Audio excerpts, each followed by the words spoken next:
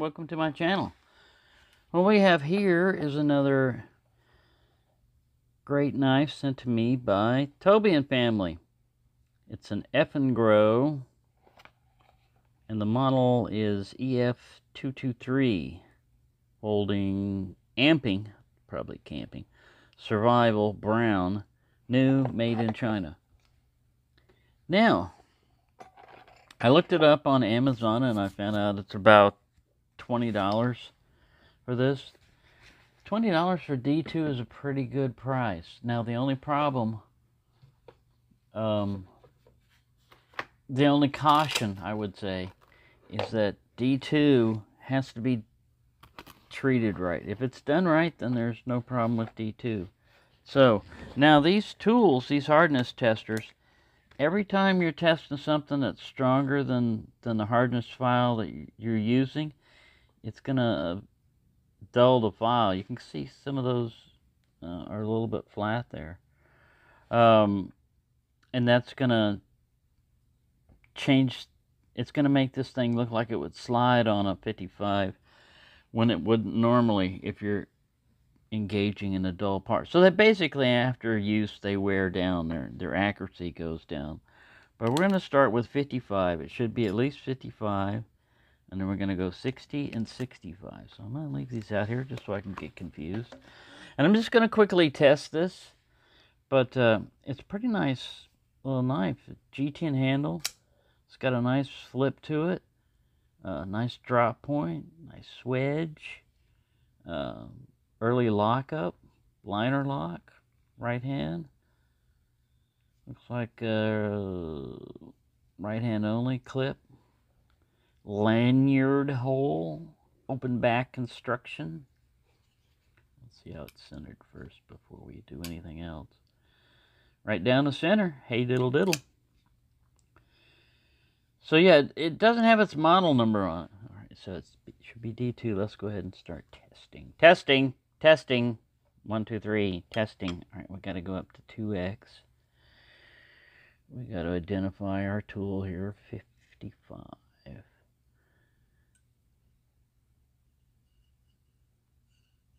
Slip and slide. 60. It should be somewhere around 60. 59, 60.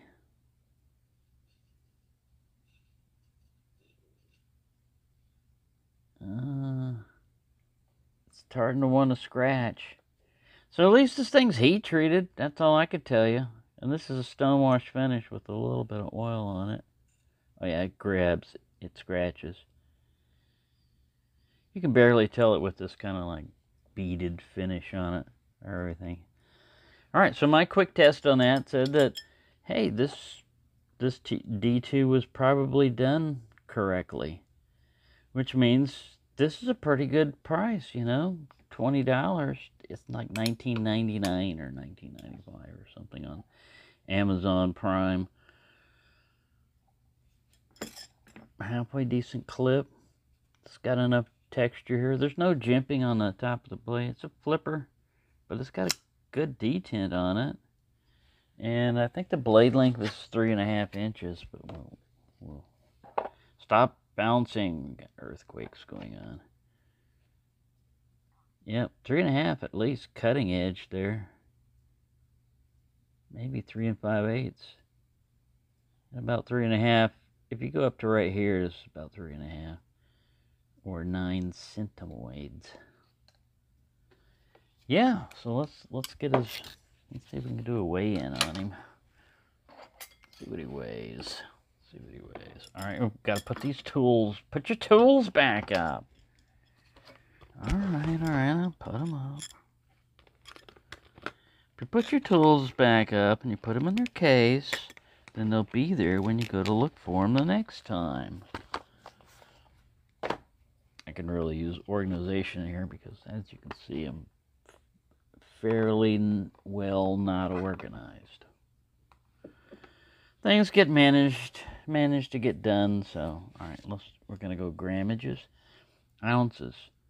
I'd say about 3.5 ounces, but we're going grams, so I don't know. 110 grams. Ooh, almost 4.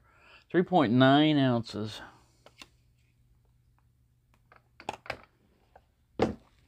So yeah, decent sized blade. At least it's not, you know, like, oh, I'm gonna get him. I'm gonna get him.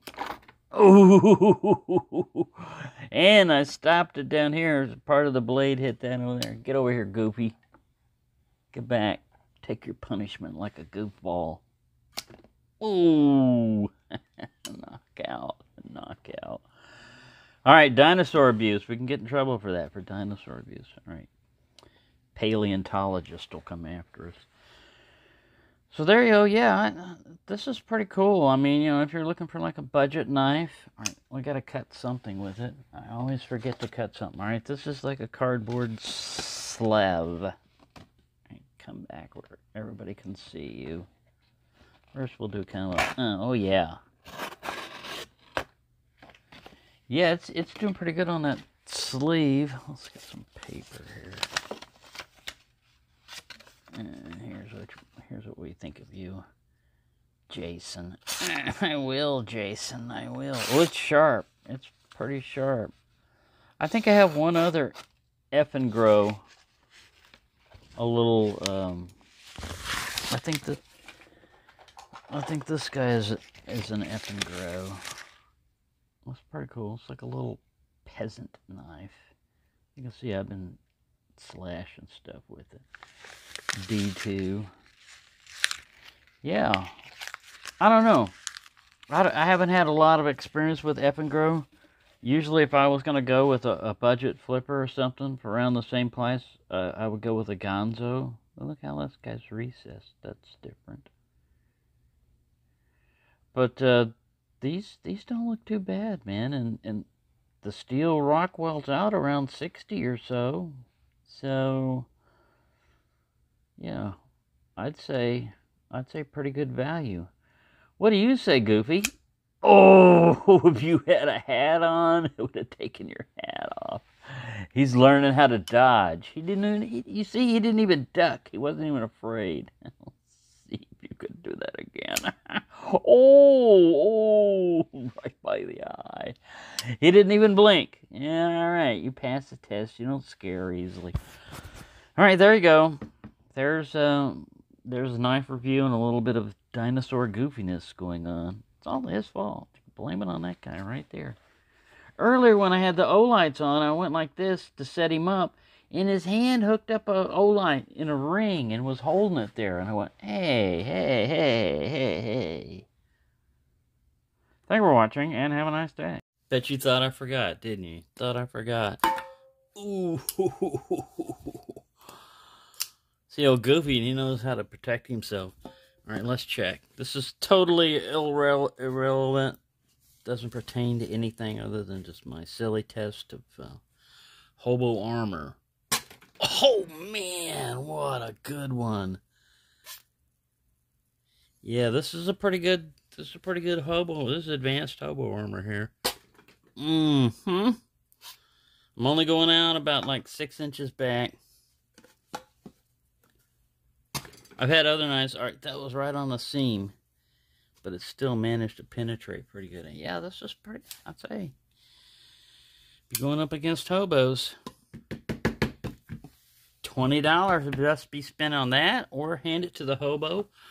But then all his buddies will come up and start, you know, they'll mark you with their hobo signs and signals and say, hey, he's an easy mark. Look, he gives out $20 bills like it's candy.